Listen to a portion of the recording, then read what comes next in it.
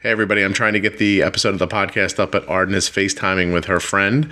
So instead of me, Arden's friend, Joella, is going to handle this. Joella, can you please say episode 44 of the Juicebox Podcast is sponsored by Insulin? Episode 44 of the Juicebox Podcast is sponsored by Insulin? Is sponsored by Insulin. The makers of the world's only tubeless insulin pump. The makers of the world's only tubeless insulin pump. Only tubeless insulin pump. Thank you, Joel. Say goodbye to everybody. Bye. Arden, do you want to say anything?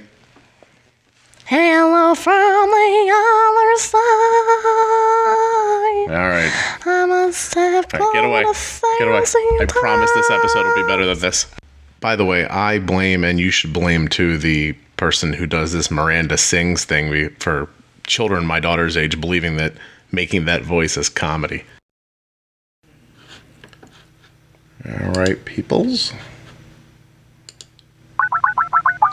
And away we go.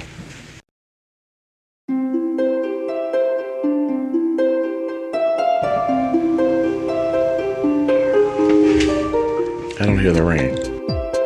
Please always remember that nothing you hear on the Juicebox Podcast is intended as advice, medical or otherwise. Always consult a physician before making changes to your plans. Bethany?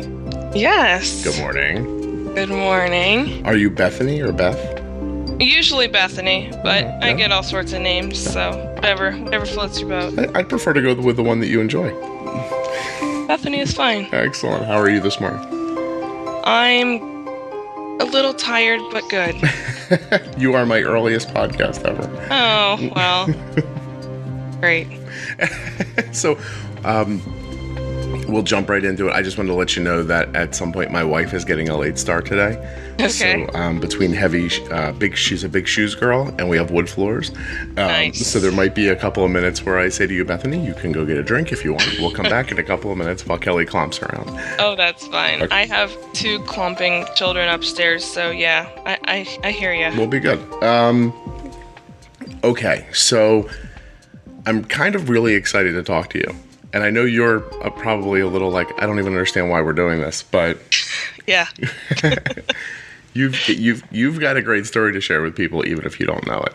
So take a second, introduce yourself, kind of, let people know how you're connected with diabetes, and then we're going to jump right in.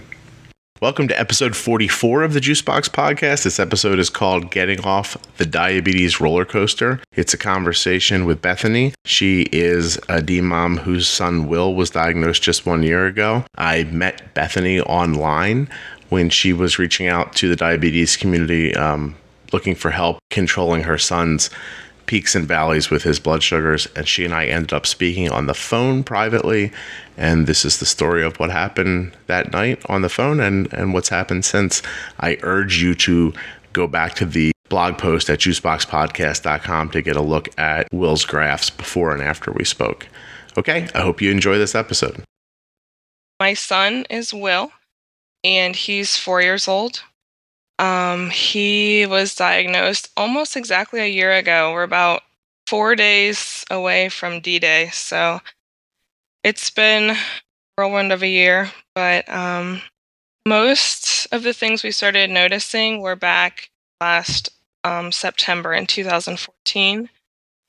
He started getting kind of wild. He goes to preschool, and the teachers there were having trouble with him just at nap time. He would be loud and crazy, and then she would take him to her office and he would try to run away, and he just sort of got out of control. So those are never the fun phone calls to get from school, especially as a teacher. It's kind of embarrassing. So this is a couple of months before you figured out the type 1 diagnosis. Yeah, this was in September. And he's really like running off away from teachers and doing all kinds of crazy stuff. The teacher would be walking from one place to the other, and he would just run away. And she has a whole class of kids, so she couldn't follow him, and he was just totally out of control. Where did that lead you first? Did you just think you had you lost the lottery on kids who behave? I was hoping not. My husband is notorious for being sort of a wild child. So I was like, oh, it's his fault. It's not me. He's just crazy. But he hadn't been like that at all before. So something seemed a little off to me.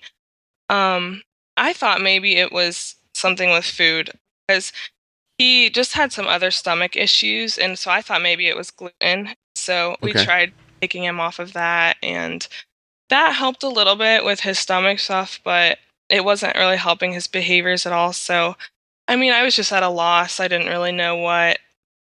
I tried different things. We tried rewards, okay, if you take your nap today, you'll get to watch a show tonight, or, little things like that. But it was so unlike him that I knew something was, but, he was 3. I was like, well, maybe it's just his toddler phase, and we'll just get through it. And yeah, right. It feels like it doesn't feel in any way like it's something odd, and you have other kids, right?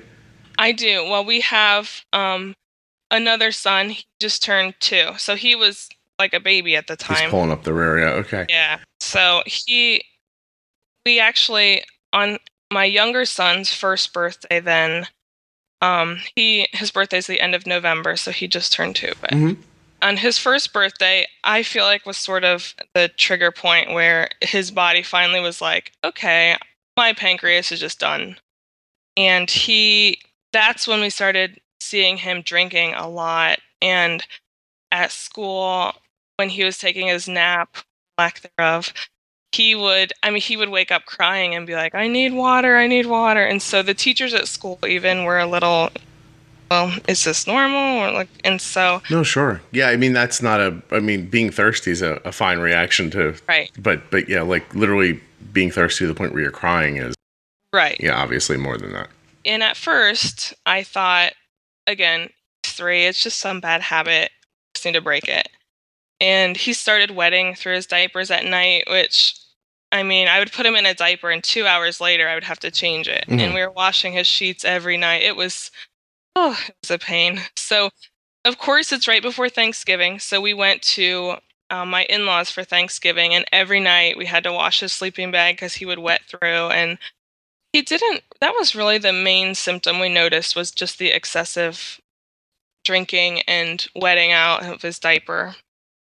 And did that seem to correlate with something to you? Was there, because I know for me that there was a changeover, like Arden switched from bottles to just drinking, from a regular cup, and I just thought she was drinking more because of the big change. But yeah, I don't think so. I didn't notice. We didn't really change much as far as that goes. It was just sort of out of the blue, so I didn't necessarily think it was something like that. I just thought it was just a bad habit he was going through. And so when we were up there for Thanksgiving, of course, I'm Googling everything. Oh, excessive thirst. What is this? So everything kept coming up saying type 1. I'm like, well, it's not that, because we're healthy and no one has that in my family. And I know it can't be that. And when we got home, I'm sort of the type that, I only go to the doctor if I absolutely, absolutely have to. Sure. And so we kind of put it off. And on Monday when we got home, I told my husband, we probably should just call and get him checked and see what's going on. So I called the doctor, and they had an appointment the next day, but it was not convenient for my schedule, which I still feel really bad about. And they had another appointment Friday. So I was like, oh, we'll just wait. So we went in, and that morning we just noticed he was just very pale, and he looked skinny, like his ribs. He's not a small boy. Right. He's gigantic. And so you're starting to see a change in his body at this point, yeah. Yeah. And he just looked sick. Just did not good at all. So I took him into the doctor, and they tested his urine, and they took a blood sample. And the lady sitting there, I will never forget this. She's sitting there with, she had his finger, she's checking it, and she's looking at her machine, and she's just sitting there, and nothing's happening. And it felt so long to me, which I'm sure it actually wasn't, but she just kept sitting there, and nothing was happening. And I'm going, what's going on? And finally she just says, I'll be right back. And she just left. And I'm thinking, oh, their machine is broken. Nothing's wrong with my child. It's their machine. And we actually had an appointment with the nurse practitioner. So he came in and he looked very panicked and distraught. And he said, it looks like it might be type 1 diabetes.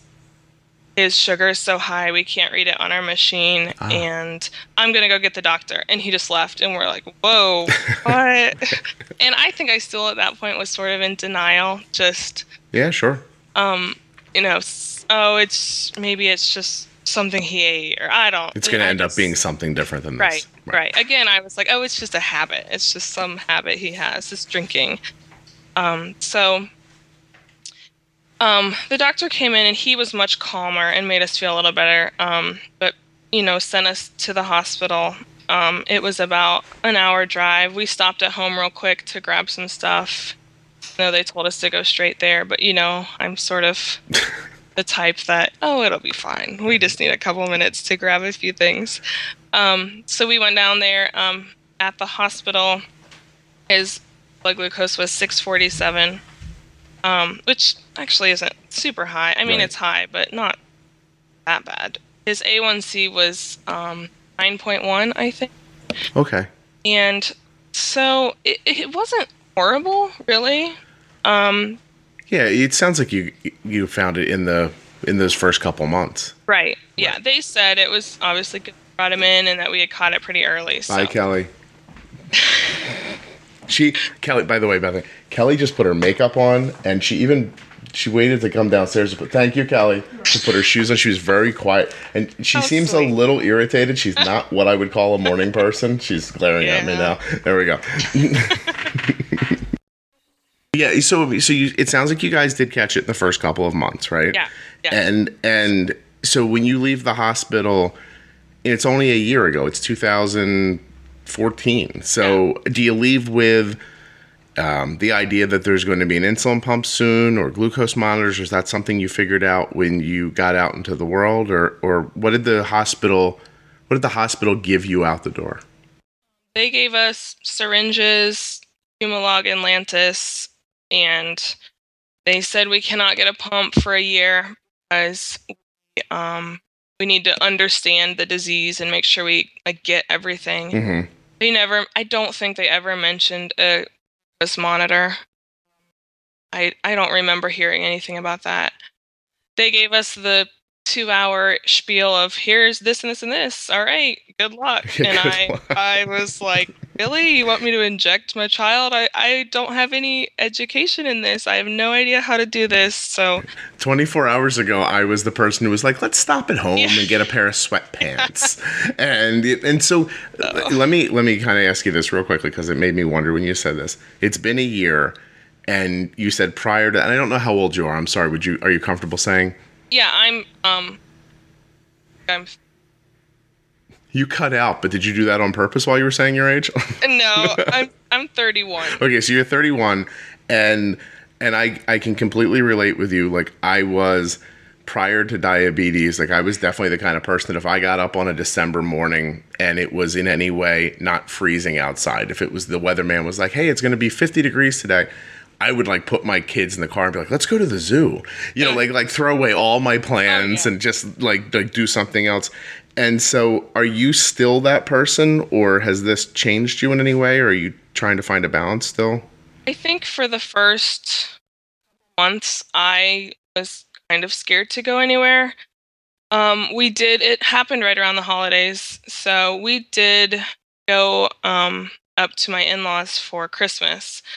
And I had so much stuff with me because, just in case. We went up there, but we didn't do much else. We were supposed to go over to Ohio to see my family, but we didn't do that. It was just too much. It seemed like too much. I think the thing I was most worried about, honestly, was other people getting him sick. Okay. So because the doctor sort of said, his immune system is down. If he gets sick, it's really bad. Yeah. So I was a little scared to have him around anyone. Did it almost feel like a newborn? Like that? I did. Yeah, yeah. like let's wait till he's had diabetes for a little while and he's bounced back before we... listen, every holiday when someone invites you to their house, it's about my third thought. I'm like, oh, they're going to be sick. I know they're going to be sick. Yeah. So, no, I completely get that. So I think that's probably scary most. But I think now... things are mostly back to normal. Like it's a little easier to go places, but I think the people that I leave him with, that still makes me a little nervous. I have, a set number of people that know what to do, and beyond that, I kind of feel like a prisoner because we can't do much because we can't just grab a babysitter and go. Yeah, the well-meaning 15-year-old girl down the street who's going to talk to her boyfriend on Snapchat and just make sure her house doesn't burn down doesn't work anymore. Okay, so, all right, so when did you, in this past year, figure out you were going to get an insulin pump? Because it sounds like you did it on your own without the doctor. Doctor told you a year. If you listen to the doctor, you'd just be getting one now. So how did you come to that idea? Well, I'm a teacher. I teach elementary school, and I've had several students who have gotten pumps, and I teach 5th grade. I've had 2 students that have gotten them. So I sort of thought that's when you were supposed to get it. Like when you turned 10 or 11, that's when you get it. So when they said a year, I was surprised they could get them that young. Right. So right away, I was like, well, that's way better than injecting him with all these needles. Yeah, we're going to do that. And she said a year. So that was the nurse practitioner. And after about 9 months, I had an appointment with a different doctor. And I said, I would like to get on a pump. And she's like, okay, I'll sign you up for a pump class. I was like, oh, that was easy. I just had to ask. Yeah. So I think a lot of it depended on who I met with, because I think the other lady would have been a little more hesitant. I think they also saw that, okay, we understand this. Like, we know what we're doing. And you don't need to...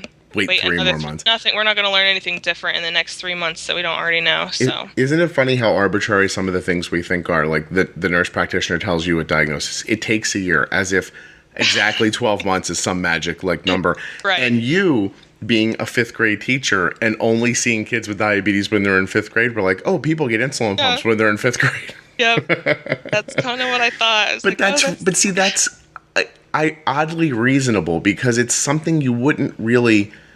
There's no real reason to think it through unless you're living with diabetes. Like, you'd just be like, wow, every kid I see getting an insulin pump is in 5th grade. It just, I just think that's really funny. And it's real indicative about how a lot of decisions seem to get made with our healthcare for some reason. Like, well, I don't know, the guy before me said it, and this is how they did it.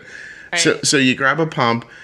Do you get and you also have I know you have a Dexcom CGM, because I've seen a few of your graphs. So did you grab them at the same time, or is that even more recent?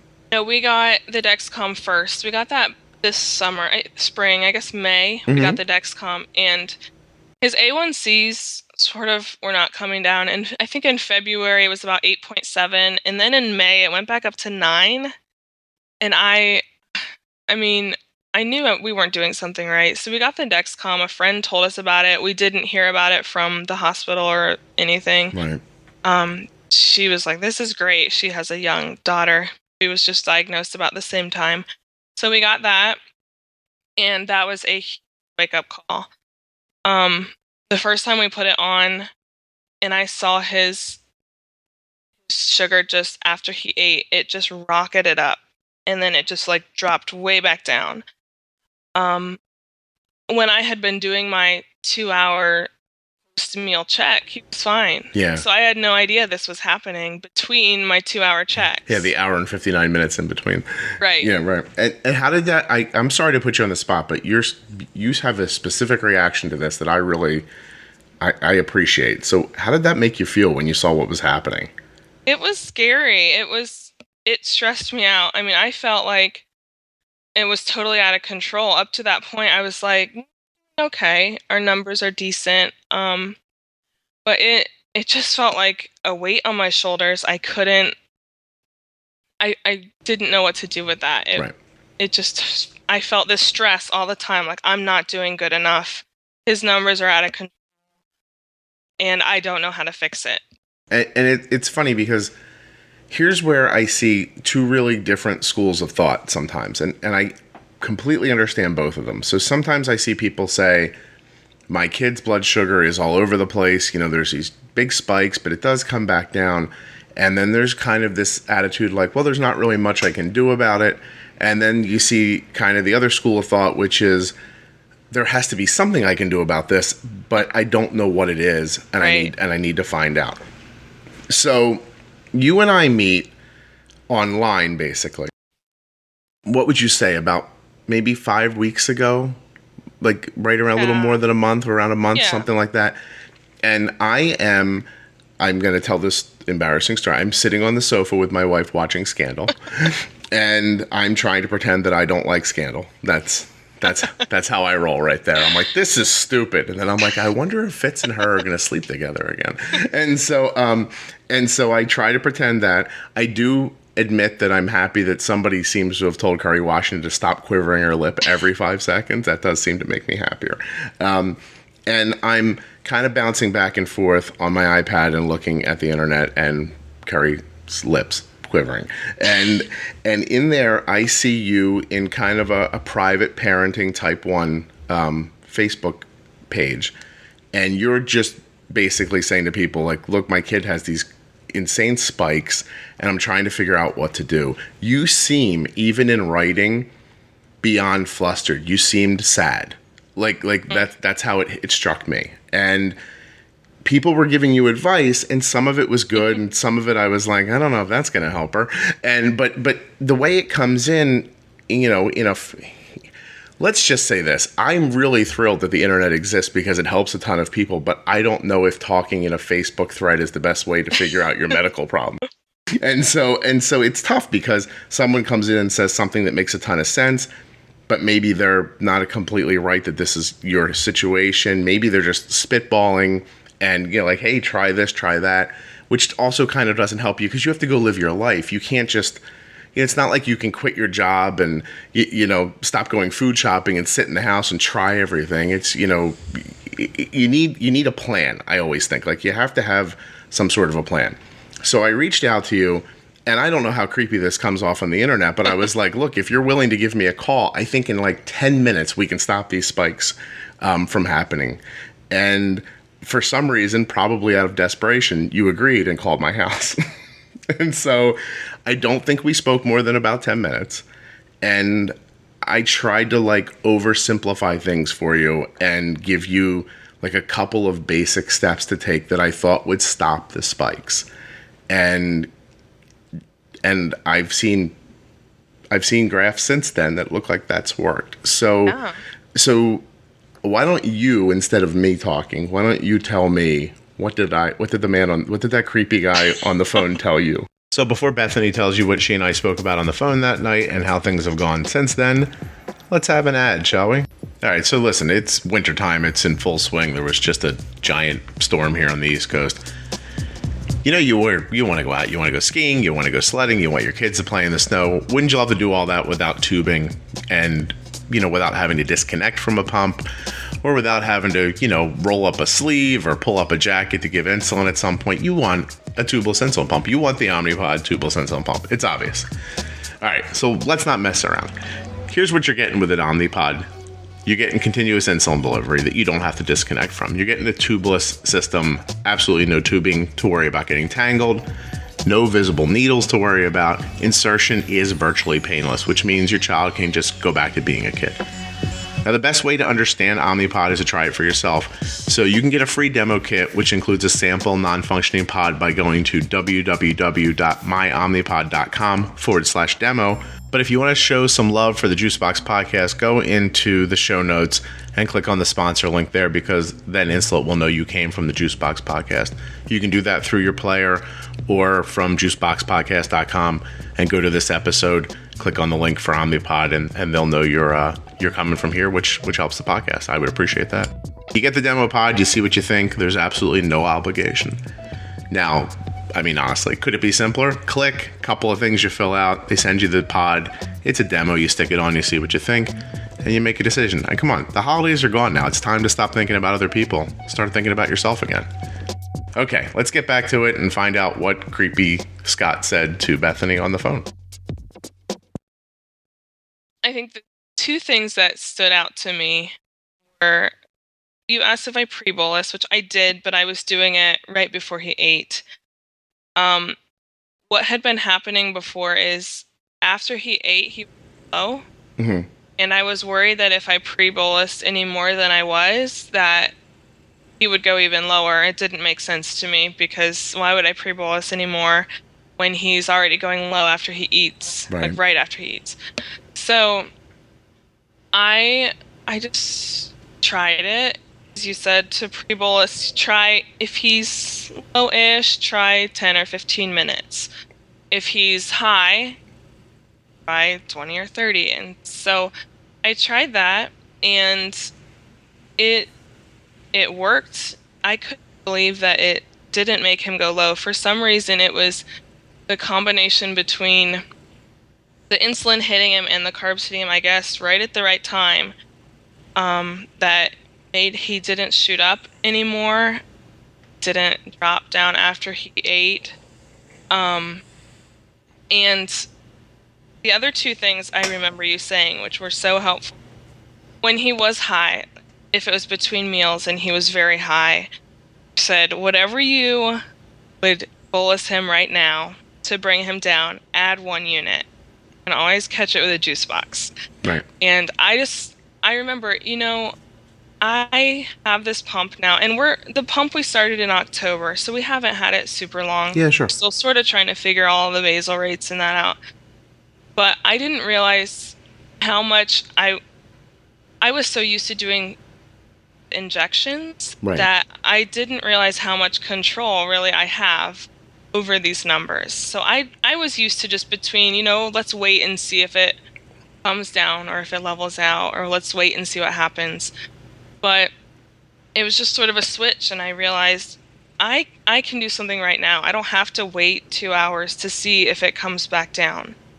And so I did that. I started of insulin, and I increased his basal rate. The other thing I did, which I don't know why I didn't do this earlier, but the other thing I did was changed my high alert. I think I had it at something ridiculous, like... I can look if you want. It was really high. It was like 325. Yeah. And the reason I had it so high is because we were on injections, and it went high. There wasn't really anything I could do, so I just was like, we'll turn that off. Let him be high, because I don't want to get these alerts all the time. And so I brought that down. I think I started at 250. Then I realized, hey, we're not even getting close to 250 anymore. So then I brought it down to about 200, and it just made me realize, okay, if I'm getting an alert that he's going high, he's starting to approach 200 or more, then we need to do something. We need to give him a bolus, and if it's the right amount, awesome. If it's too much, a juice, which he loves. So So would you rather know there's a leaky pipe in your basement when there's a small puddle in the middle of the floor, or when there's 2 feet of water? Exactly. Right. I wish you could see the goofy grin I have on my face while you're talking about this, because I'm just really thrilled for you. Because it's not some big magic secret, right? Like basically I told you 2 things on the phone, and the big ones that stuck with you was, let this insulin be working while the food is working, not before or after. Don't have, don't let the food drive your blood sugar to it. And I hope I'm not embarrassing you, but he's close to 400 in some of these graphs. Oh yeah. Right. And so, so instead of the food instantaneously driving your blood sugar to 400 and then the insulin kicking in and dropping the blood sugar back down again, why don't we, and I always talk about it like that, like let's let the carbs and the insulin kind of have that fight at a blood sugar where you'd like it to stay when the fight's over. Let the carbs pull up and the insulin pull down at 90, right? And the reason you're not going low after that is because you don't still have active insulin going when the carbs are done. And that's where your low's coming from, is still having, back before, is you had insulin happening and the food was gone. And so there was nothing to stop, the insulin from dropping the blood sugar really low. So basically, that's what I told you. And I think the other thing that I told you probably wasn't something that I said out loud, but it was probably just a feeling, which was just like, confidence. Right. Like just there's kind of the confidence to just look at what you're looking at, make sense of it, and then try something. Not just be like frightened all the time. And right. And I think that's what I needed, because I had listened to a couple of podcasts, especially I loved the Bold with Insulin. Oh, thank you. And I listened to that and I was like, oh, that's such a good idea. But for some reason I never did it. And I still can't figure out why. I'm like, oh yeah, that totally makes sense. But I never did anything about it. It's like I just needed someone to say, just do it. You'll be okay. Just do it. You probably didn't do it for the same reason that I did not ignore the chocolate chip cookies in my house yesterday that were left over from Thanksgiving. Because probably. I literally remember Sunday night saying to myself, now when you get up on Monday morning, let's have a cleanse. We'll run out and get a green juice, right? And we won't eat anything that we had for Thanksgiving. And that's how it'll go. And then instead, I did some vacuuming, I threw some laundry in, I got hungry, and I was like, these cookies are right here, and I'm just going to end up throwing them away. And then I ate 4 of them over the course of the day. No. And so, but I do think that's, it's best intentions.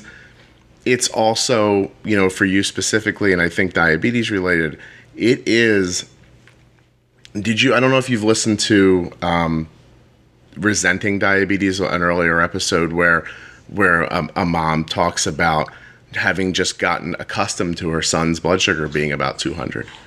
And then it just sort of seemed right all of a sudden, like normal. Like, well, I tried to affect it. I couldn't. Mm-hmm. So maybe this is just how it is. And then some time passes and it becomes every day to you. And then all of a sudden it doesn't give you that feeling.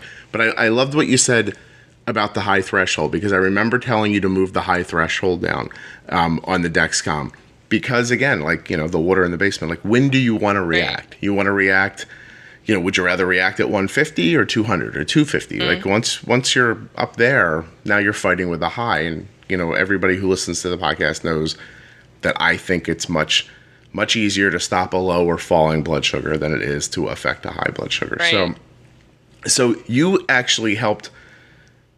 Okay, so the great success that you had with my overly simplistic advice, which of course we know, and now's a good time to say it, is not advice, medical or otherwise, and you should always consult a doctor before making changes to your medical plan. But after I saw what great success you had, I was contacted by a mom just this past weekend who she just sent me a note, and she was like, I don't know what to do about this, and, do you have any ideas, and blah, blah, blah.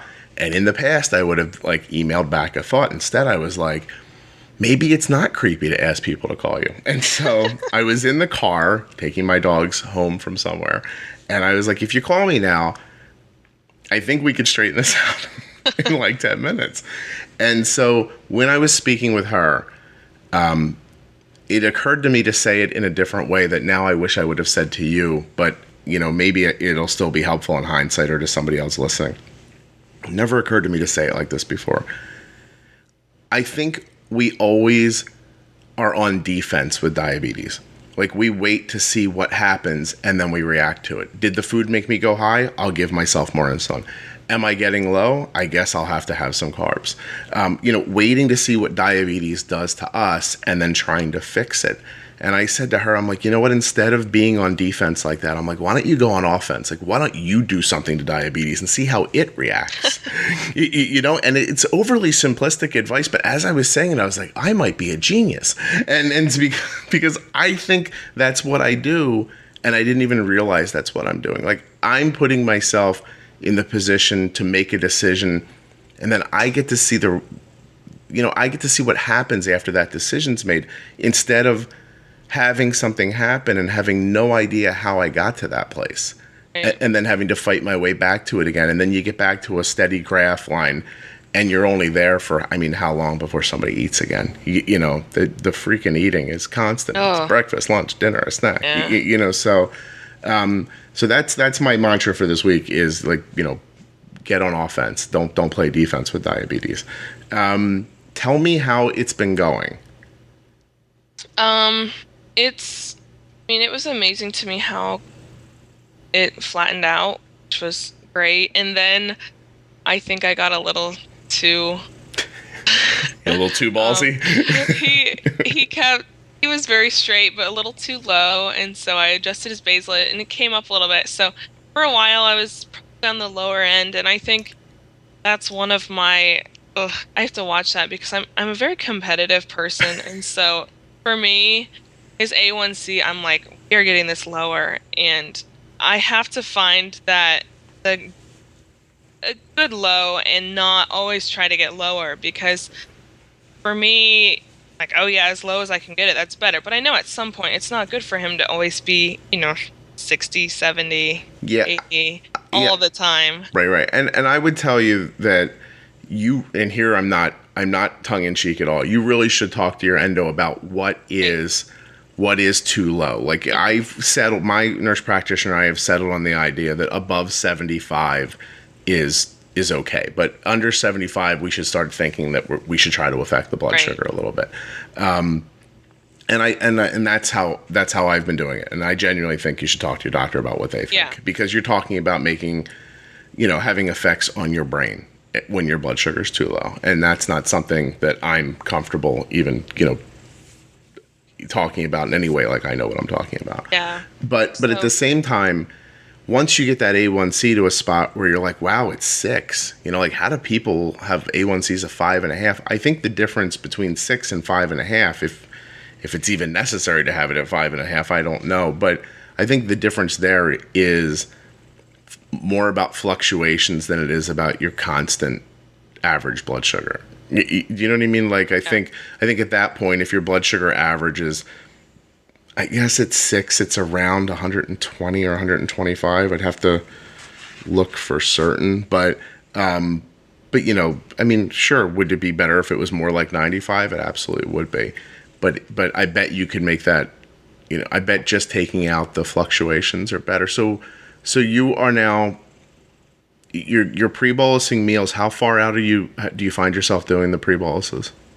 If he's lower than, made our cutoff about 120. Mm-hmm. If he's lower than 120, we do about 10 to 15 minutes.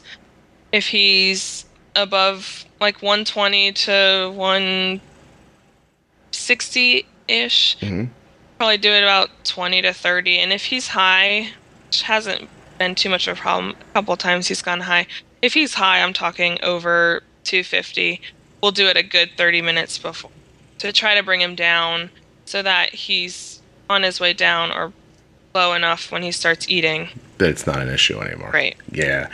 Boy, that really did make me happy to hear you say that. That's fantastic. It really is fantastic, because you were, I don't know how interesting it is to hear like somebody talk about this, but I'm looking at a side-by-side graph that you sent me 4 days after we spoke. And at I don't know, it looks like about 1 a.m, his blood sugar is about 300. It takes till 5 or 6 to get back down under 100. Then you have it good till 9 a.m. Then it jumps to 330. Yeah. And then it only gets down to, to 275, where it stays for hours till it drops all the way down to 50, right, and then back up to 275 and then down to 100. Like, it literally, this would not even be a fun roller coaster. This almost looks like a family of giraffes living together. And then 4 days later, you send me a graph where he's never lower than 60 or higher than 100 in 24 hours, just from pre-bolusing and thinking about the insulin a little differently. Right. And it was so easy. And I just still can't figure out why I didn't that before. Right. But, I mean, it was anything hard for me to do. I just changed his ratios and his basal a little bit. But, oh my goodness, the stress that is gone now, I think I'm going to live longer too. I was in desperation when just spiking. I felt at a loss, and now I don't really worry about it as much anymore. And I don't feel the need to constantly worry if he's high, because I'm fairly confident in our levels, for today, but every day is different. Yeah. And it's going to change as you go forward. But now you have the confidence and the kind of the knowledge to just change along with it.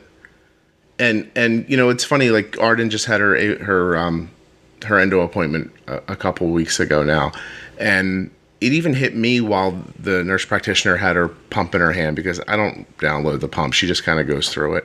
And she's like, oh, good, you know, your basal rates are higher now. You know, they're up from the last time I saw you 3 months ago. And Bethany, I'm telling you, I mean, if you pinned me down and said, when did you adjust Arden's basal rates over the last 3 months? Like, I don't know. You know, like 3 months later, I have no idea. I can tell you that probably I experienced high blood sugars for more than 3 days. I could see a pattern in it, and I was like, well, I'm not letting this happen anymore. Right. And I don't want to I don't want to be bolusing for these all the time, so this must be a basal issue. And then I bumped it around a little bit.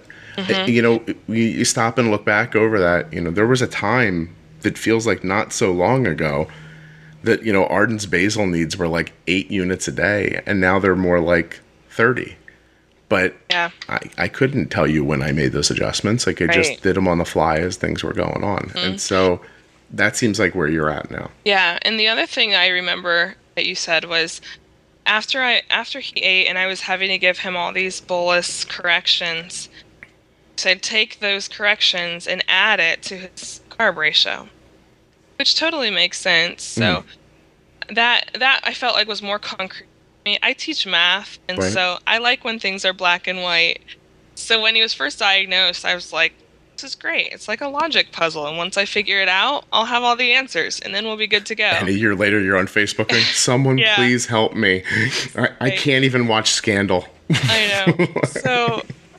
But that helped me. It was more concrete to be like, okay, if I'm having to do 2 corrections, then I need to take some of that and add it to my initial bolus when he's eating.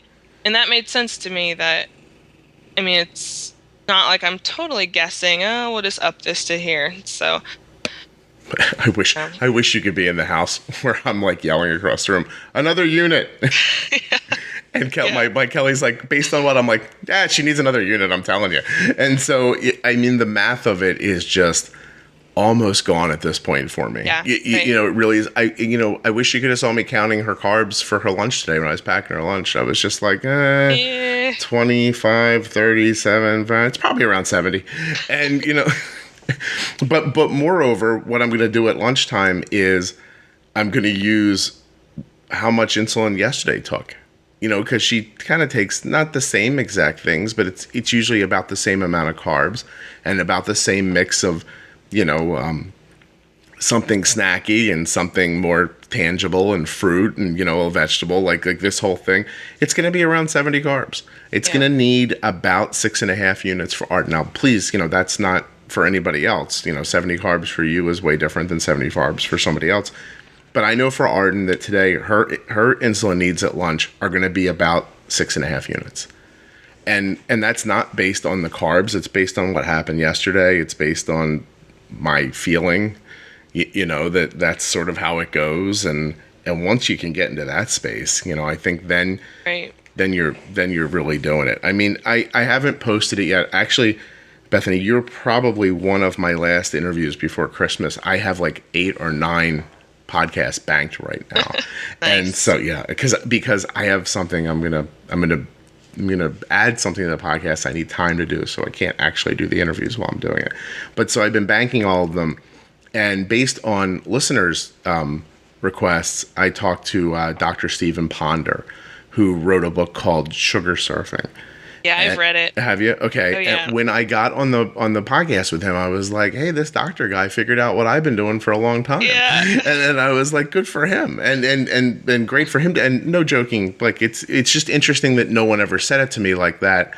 And when he and I started talking, I was like, this is what I do. And he's like, this is what you do. And I was like, yay. And so, you know, so now you've read that book. Now tell me, this is interesting.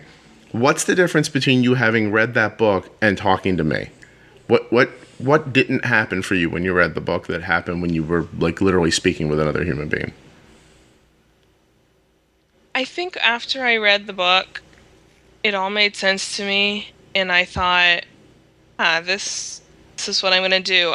At that point, part of me was a little hesitant to totally rely on my Dexcom because I say my Dexcom. I feel like it's my Dexcom. Please, I call Arden's Endo my doctor. Yeah. So.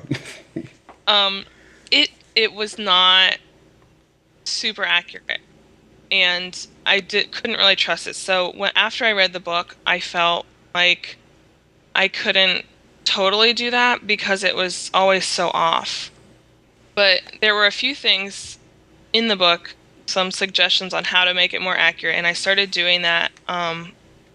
It was making sure his hands are actually washed, not just using alcohol, only calibrating when it's in range and when it's straight across, which I knew these things, and I was doing them for the most part. Right. Sometimes I would be like, well, I just need to calibrate it right now, so I'll just do it anyway. Right.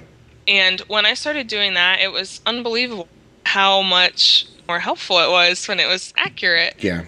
And yes, after I read the book, I made those changes, and then I just guess I didn't quite have the confidence to do much, or I was just confused about, well, hey, I see him going high between meals, but is that the basal or is that the bolus? Is that, which one do I need to change? So I think it was just that I didn't quite I needed someone, like an actual person, to just push me and be like, just try it and see what happens. Yeah. Yeah, it really ends up being, I think it's the one sentence that a doctor is not going to speak to you, which is like, go just, roll the dice, and if it doesn't work out, we'll change it. And, and that really is, that ends up being how people figure out this stuff, which is just, this isn't working. I wonder what this will do. Well, that didn't work. I wonder what this will do. And but it's such a big leap to make when you're scared that every decision you make, because honestly, what's the fear, right? I'm going to kill him. Yeah. And so it's been a month or so. Have you come close to killing him? No. Good for you. We're good. Yeah. Because you're not going from 2 units to 20 units. You're going from 2 units to 2.5 or to 3. And here's the question I have for you that I think I don't know the answer to, but I think I feel like I know how you're going to answer. Before we spoke, what did you consider a low blood sugar, and what do you consider a low blood sugar now? Well, the endo told me 80. Okay. So I just went with that. And under 80, they said 15 grams of carbs. And I was doing that. But now, when he's in the 70s, now my husband gets a little more panicky than me, but 70s. The wild child husband is panicked by his 75 blood sugar, is exactly, he? Someone's growing up. Go ahead. Yeah. So if he's in the 70s, instead of giving him which would make him high up to 100, right, we'll just do more of like a protein or a little milk. Right. But not 15 grams. Because that was way too much at 70. And they said if he's under 80, give him a juice box. Yeah. Isn't that such an odd, now that you're thinking about it differently, doesn't that almost snap to you as bad advice? It is. Yeah, right. If your blood sugar's 5 points away from being perfect, drink 20 carbs of fast acting sugar. Exactly. It didn't make sense. So we're still sort of in that trial and error with, okay, so how high, and this I sort of got from sugar surfing too, is if you do 5 grams of carbs, like let's say milk, how high is that making you, so that you can figure out if I'm 10 below what I should be, I might need a half cup of milk, but if I'm 5 below, I might only need a quarter cup of milk. Right. Yeah, the one thing that Dr. Ponder talked about a lot while we were talking, that I was just, not that I wasn't behind what he was saying almost completely, but the one thing that really resonated with me, because it's really a big part of how I do things, is just the concept of bumping the blood sugar, just nudging it, not sending it off in a direction, And the other thing I talked about with him is, I said, look, if Arding ever gets really high, I try to get her down as quickly as I can. And he was like, yeah, I can't. I completely agree. So, but that idea of, just those low blood sugars, just bumping them, nudging them, last night, Arden's blood sugar was kind of tough after dinner. And by tough, I just mean I couldn't kind of budget from the 150, 160 range. And after having given her enough insulin 3 times to move it, and and it was just drifting down, and I knew the pump site was okay, and you know, that kind of stuff. Right. I was like, oh, she's going to get low after she goes to sleep. Like, I know she is. So sure enough, she goes to bed, and her blood sugar is like 95. And, you know, there's this moment in your head where you're like, this is such a win. 95 is great. Yeah, perfect. But then the other voice is like, this isn't going to last, you know? So I sat down trying to get something accomplished. And, you know, then it was 80. And then, you know, it was that diagonal down where it didn't really move that much, the number. But I was like, oh, it's not going to stop. And so finally at like, I think 70, I went upstairs, and I, you know, it's so funny. She said the cutest thing. She has a little side table lamp, but it has it has like a blue light in it. She hardly ever uses it, but she turns it on, and it makes her fingernails glow and stuff like that. I think she gets a kick out of it sometimes. So it's neat when I go in there sometimes because I can turn it on. It's not this bright light that wakes her up, but I can still see better. So I turned it on, and I had tested her blood sugar. And just to double check on the CGM, and I got the juice ready, and I put it near her mouth, and I was like, Arden, I need you to drink just, you know, half of this juice. And she's drinking it in her sleep, and I don't know what happened. She hadn't been asleep that long, and she kind of sort of woke up for like a split second, and she said, the light tickles my eyes. And I was like, oh, that's adorable. Oh. And even she thought it was funny in her sleep, and she started giggling. And then I mentioned it to her this morning before you and I talked, and she was like, I don't remember that. Yeah, you're making that up. Yeah, I said, well, it was adorable. But nevertheless, so she drinks half the juice, which should have worked. In most situations, it would have been enough. But I just kept thinking, like, there's all those little boluses to try to push that 160 earlier in the evening. They're coming back to roost now. Like, I know they are. Like, her blood sugar wasn't moving because the food, you know, something she ate for dinner was sticking with her. And now it's gone, and this insulin's still on the tail end of itself. Like, I know this is what this is. And so I tried really hard to wait, but then I ended up going back up, having her finish the juice box, adjusting basal rates, like stuff like that. And I did finally get it to kind of level out at like 95, but it was one of those situations where I think, you know, 70 diagonal down that wasn't kind of stopping. Like, that's sometimes where people would pile on, like, in a panic, you know, like, oh my God, more food, more juice. And I'm just like, try a half of this. And if you have to stay at 65 for 10 minutes for me to know that this wasn't enough, it is much better than you eating the kitchen and ending up at 300. You know, because are you going to have the nerve? You know, if I were to give Arden 50 carbs of food, and, you know, at that moment, I would need to bolus for it. Like right then and there, even though she's 65, if I gave her 50 carbs, I'd probably bolus like 40. And I don't know that that's something a leap a lot of people can make. And then that's where you end up high and low and high and low all night long. Mm-hmm. So, well, Bethany, I don't know if you have anything else to say, because if you do, I definitely want to hear it. But even though this is a little shorter than most of the episodes go by a couple of minutes, this is exactly what I was hoping you would come on and talk about. So I think it has gone really well. And I know you have small children in the house who you've probably locked in the closet so you could do this podcast. No, Grandma's here. We're good. Oh, cool. That's excellent. So you and I are not that far from each other, right? You're in Virginia? Right. And I'm in New Jersey. And we are now internet friends and podcast friends. Oh. And so tell me, I will ask this at the end, right? How creepy did it seem to have someone say, call me? And did you only do it because of desperation? Like, in a different situation, would you have been like, I'm going to unfriend you now and block you? Or is the internet changed so much that it didn't seem that odd to you? No, it's a little creepy. Yeah, it was creepy, right? No, actually, if I hadn't listened to the podcast and didn't know that you knew what you were talking about, I don't think I would have called. No, of course not. You would have been like, oh my God, no. Who is this person? Listen, in a world where someone tried to pick my wife up on Words with Friends based on an avatar once, I would agree with you. And so that really is kind of what I wanted to get to, which is what you didn't just randomly like, oh, there's a stranger who wants to talk to me on the phone. Like, you had, you had a basis in reality for what you were doing. And so. Right. And a little desperation. And a lot of desperation, just enough desperation. Just enough desperation and familiarity to go, I'm going to make a really bad decision right now. Right. It was good, and everything is, much better now. Cool. So. Well, because I can't and and probably don't have the time to, even if I did, to talk to anybody and everybody who has this feeling. And not that I feel like I could fix everybody's issue, but I just, that's why I wanted you to come on and do this, because if people find themselves in this situation and it seems reminiscent of what you're talking about, I hope that they can kind of use this as a proxy for a creepy phone call, and maybe kind of find the nerve to be a little, bolder with the insulin and try to pre-bolus a little out in the future. Because you said something so it was innocuous in the beginning of the podcast, and I wanted to touch on it, but you were telling your story. But I said, how are you pre-bolusing now? And you said, well, I was pre-bolusing before, but what you meant by that was you were giving insulin and then he was eating immediately, right? Which of course is not. And I don't think at the hospital they ever told me differently.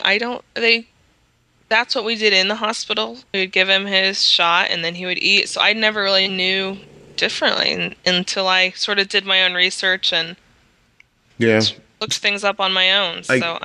I guess I'm really interested to kind of imagine in my mind's eye now you going back to your next endo appointment and not punching someone in the head and going, how come no one told me this? But at the same time, I'm interested to hear what you get back from them.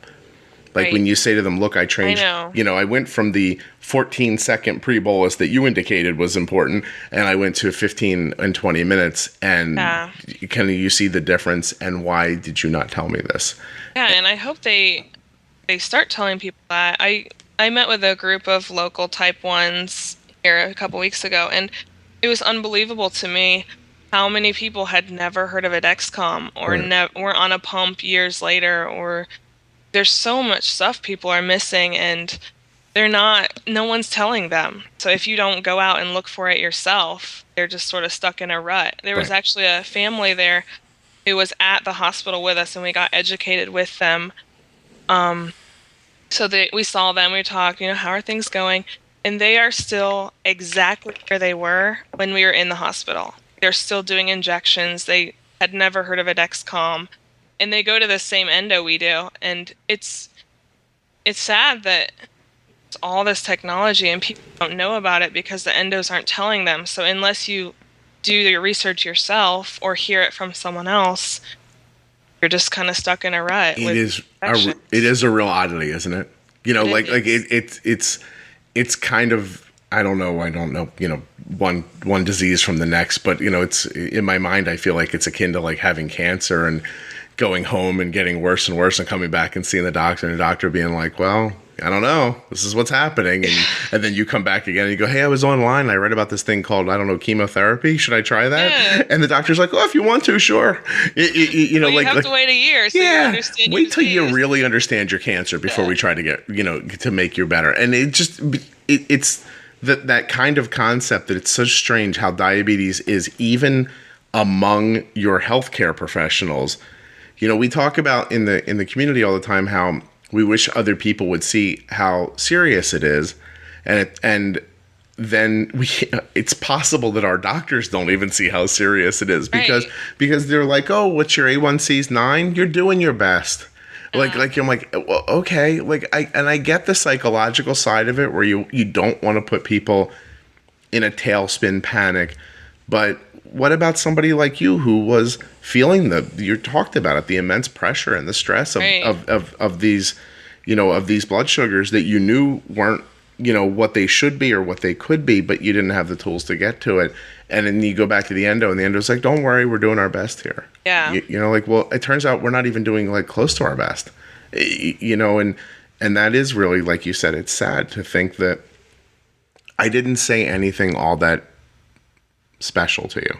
You know what I mean? Like the difference between multiple 350 blood sugars a day and a blood sugar that doesn't go over 110 shouldn't be the simplistic stuff that I told you. You know what I mean? Like if that's the difference, it should be something amazing and major and that should take a decade to learn, not hey, try giving your insulin 15 minutes more before you eat, and don't settle for a high blood sugar and go ahead and lean on that Dexcom a little bit and help yourself from getting away from falls and stuff like that. It should be I mean, what I'm trying to say is I didn't say anything that mind-shattering to you. You know what I mean? And that sucks. It sucks that no one did that before. But I'm really happy that you found out and that it's working so well for you and Will, and that you were willing to come on here and tell other people about it. Because I think I can write about this stuff on the blog as much as I want, but I definitely think there's something to hearing someone say it. That there is. Yeah. I think the confidence is easier to take, and you pointed it out earlier by saying that you listened to me talk in an episode called Bold with Insulin, but it was just me talking. Like, it was a talking head episode. It was just me talking. It wasn't another person on the other end saying, you know what, I tried that and it worked. So I think you are now de facto creepy podcast lady for a lot of other people. Yeah, good. Glad I can be. Good for you, Bethany. Thank you so much for coming on. Yeah, I really appreciate no it. I really want to wish you and Will continued luck with it, and tell your husband he can relax a little bit. Yeah, I'll try. All right. Well, thanks so very much for doing this, and I appreciate you taking the time. Yep. Thank you. Have a great day. Thanks once again to Insulet, the makers of Omnipod, for sponsoring this episode. Please click on the link in the show notes to try a demo pod and support the Juicebox Podcast. If you're enjoying the show, please consider leaving a rating and a review on iTunes, because it really does help. And let's say next week's episode is going to be Dr. Stephen Ponder. He is the author of Sugar Surfing. Find me on the internets at Arden's Day and at Juicebox Podcast. For now, that's it. Thanks so much.